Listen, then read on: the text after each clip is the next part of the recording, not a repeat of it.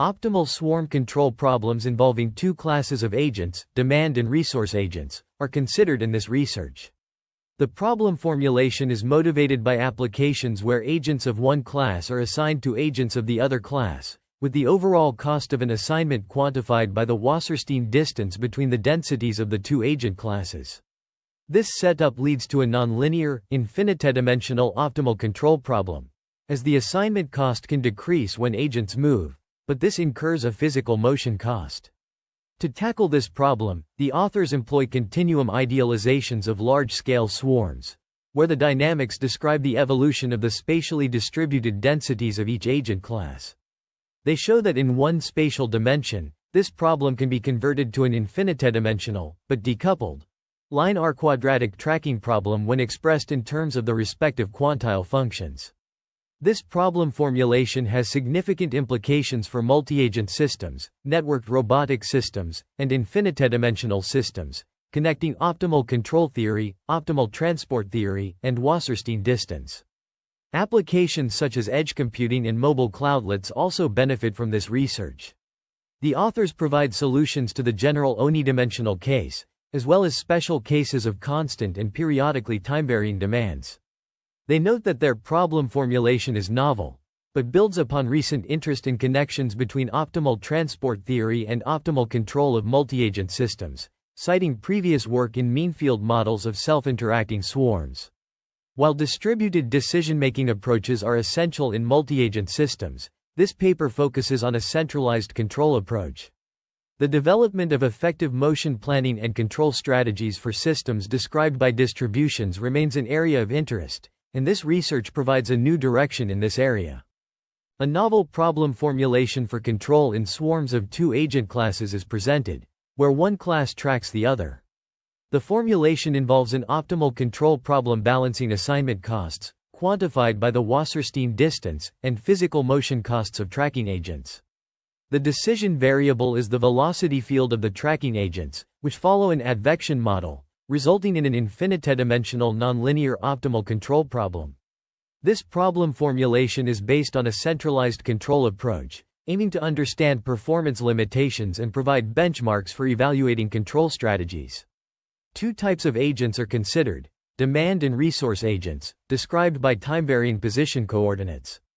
The spatial distributions of agents are modeled as density functions over a compact convex subset of Rn. Discrete agents are represented by Dirac delta functions, while continuum swarms are modeled by absolutely continuous densities. The model consists of 5 key ingredients: a demand distribution, a resource distribution, an assignment plan, spatio-temporal resource dynamics, and an optimal control problem.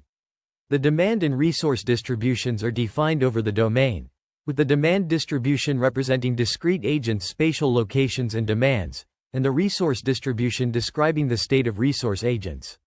The assignment plan specifies the amount of service provided by resource agents to demand agents at each location and time. The spatio-temporal resource dynamics are described by a transport partial differential equation, PDE, involving the divergence operator and a time-varying velocity field. This velocity field is the decision variable in the optimal control problem. The problem is formulated as a trade-off between assignment costs, defined in terms of the Wasserstein distance, and physical motion costs of the tracking agents. In one spatial dimension, the problem is recast as a linear-quadratic tracking problem with a largely uncoupled structure, allowing for explicit solutions. These solutions are then re-expressed in terms of the original problem variables. Solutions are applied to constant and periodically time-varying demand cases. For constant demand, resource agents follow Wasserstein geodesics with a time schedule determined by the solution of the optimal control problem. For periodic demand, solutions are given in terms of temporal Fourier transforms, with optimal motions interpreted as filtered versions of tracking signals. The results of this work have potential applications in fields including robotics, autonomous systems, and smart cities.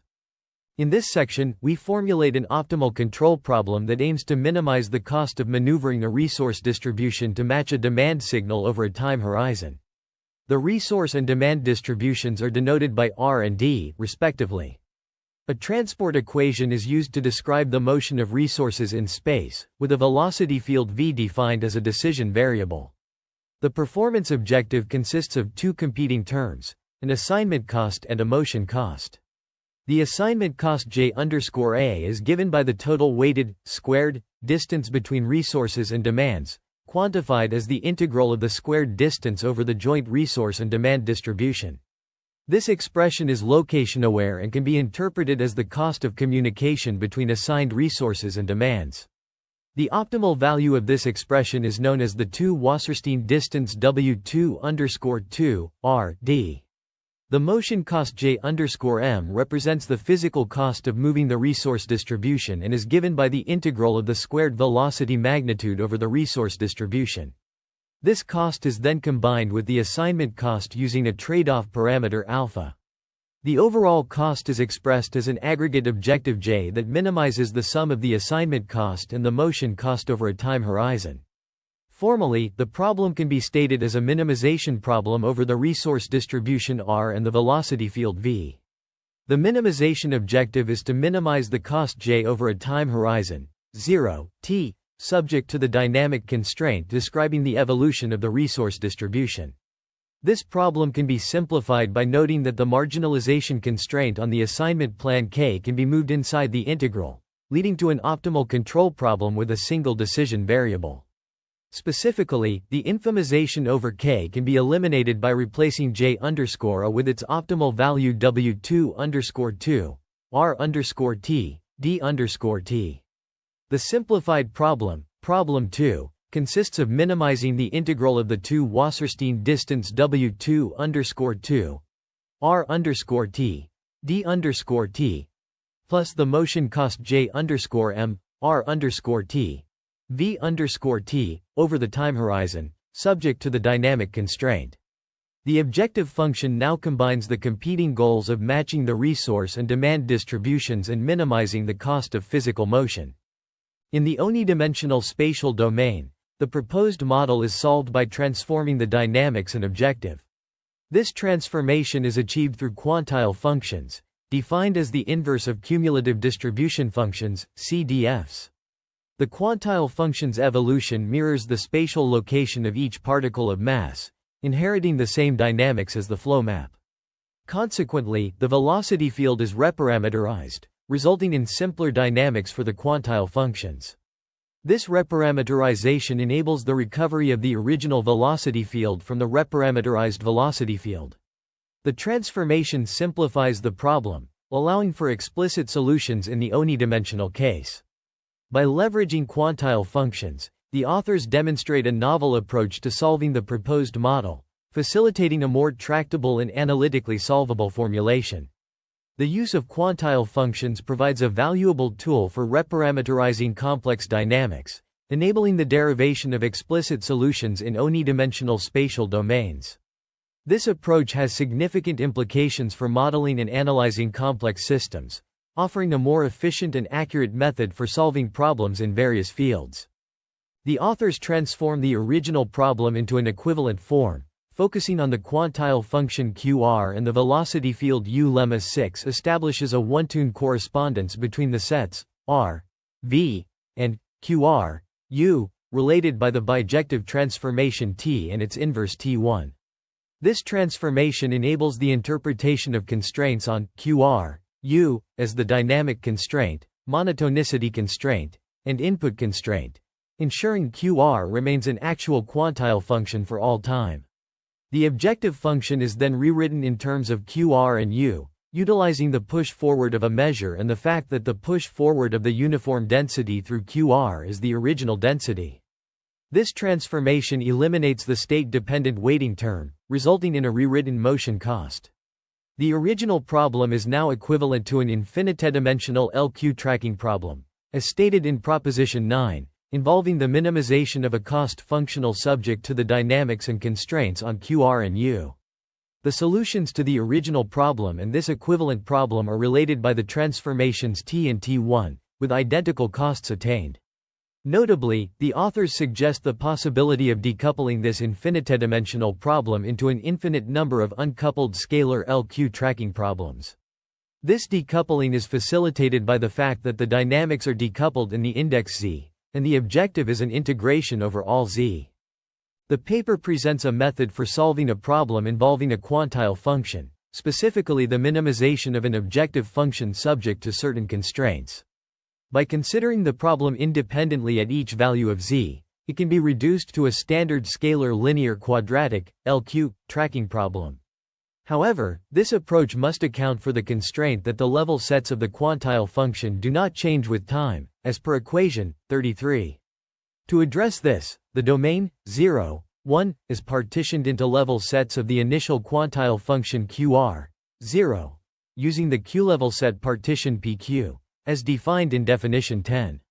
This partition, composed of disjoint subsets π, enables the problem to be broken down into smaller, independent scalar LQ tracking problems, each defined over a level set π. The values of the quantile function QR, t, and the input u, t, are taken to be constant over each π, denoted by ρ, t, and ui, t, respectively. The demand signal qd, t, is replaced with its average w. R, t. The partition p, denoted by qd, t, which is justified by the observation that the difference between the original and average demand signals does not affect the optimal solutions. The objective function is then rewritten in terms of the average demand signal, and the problem is reformulated as a family of independent scalar LQ tracking problems, each defined over a level set π.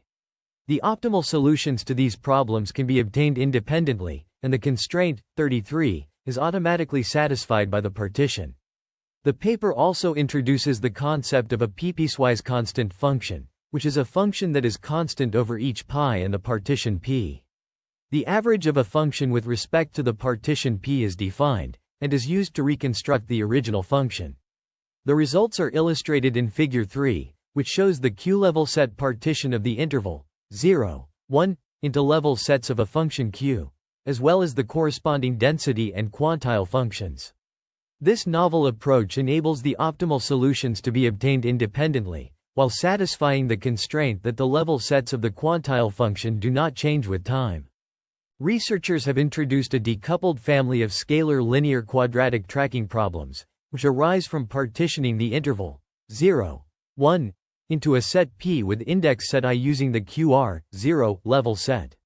This partitioning leads to a family of scalar LQ tracking problems, where the objective is to minimize a cost function comprising the squared tracking error and control effort. Each scalar problem is described by a first-order linear differential equation, and the solution to the original problem is obtained from the solutions of these scalar problems. The resource quantile QR, π, t, and control u, π, t, are given by the solutions ρ, t, and ui, t, of the scalar problems, respectively. The costs are related by the equation j, qr, u, alpha, t, equals integral 0, 1, g, ρ, ui, alpha, t, dz plus k, where k is a constant term that depends on the demand signal. The solution to the scalar LQ tracking problem involves an optimal control with both feedback and feedforward components.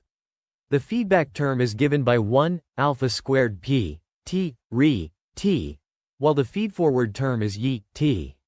The function p, t, solves a scalar differential Riccati equation, which has an analytic solution p, t, equals alpha tan h, tt, alpha.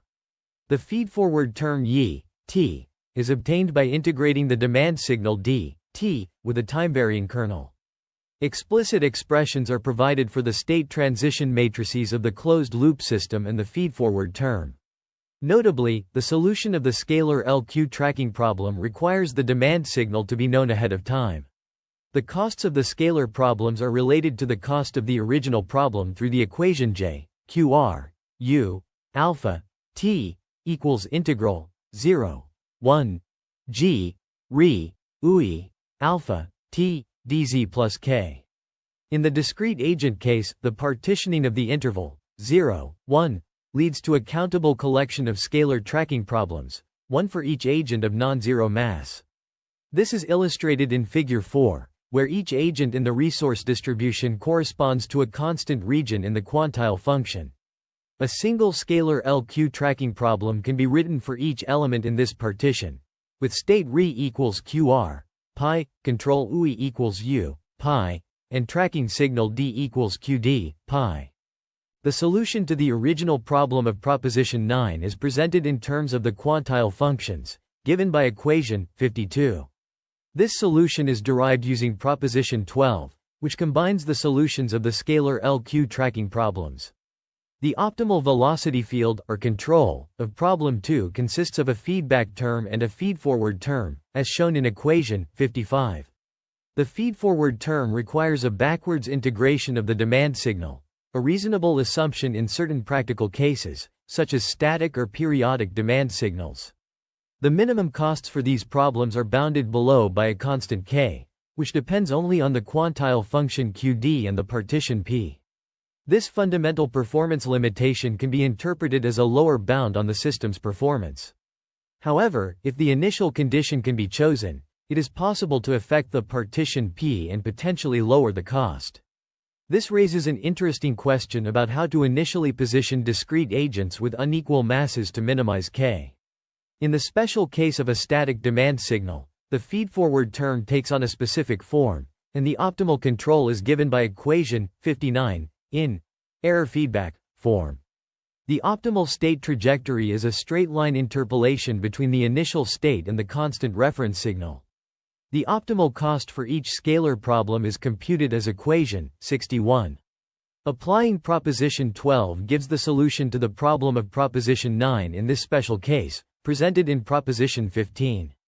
The optimal control generates a trajectory that follows a straight line in the L2 space of quantile functions from QR, 0, to QD at a rate determined by phi r. The optimal cost decomposes into the weighted sum of the squares of the associated distances, from QR, 0, to QD and from QD to QD. The authors present the solution to the optimal control problem, which involves finding the optimal trajectory of the resource distribution R, T, that minimizes the cost functional J, R0, D, alpha, T, subject to the transport dynamics. The optimal control law is given by theorem 16, which states that the optimal control is a weighted sum of squared distances. This results in the optimal trajectory following the Wasserstein geodesic from the initial state R0 to the nearest reachable density D. The optimal control law is mathematically represented by equation 65, which involves the function m, x, t, defined in equation 66. The resulting trajectory is given by equation 67, demonstrating that the optimal transport map m takes r to d, and the trajectory follows the associated Wasserstein geodesic. The cost of the optimal solution is decomposed into two terms by equation 68.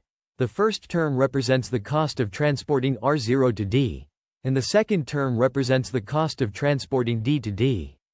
A numerical example is provided to illustrate the solution, where the resource consists of 11 agents with unequal weights, and the demand is a bimodal distribution. Using parameters alpha equals 2 and t equals 10, the results show that the final distribution RT ends up close to d. In a special case where the demand is a t-periodic function, the cost is an asymptotic average over an infinite time horizon.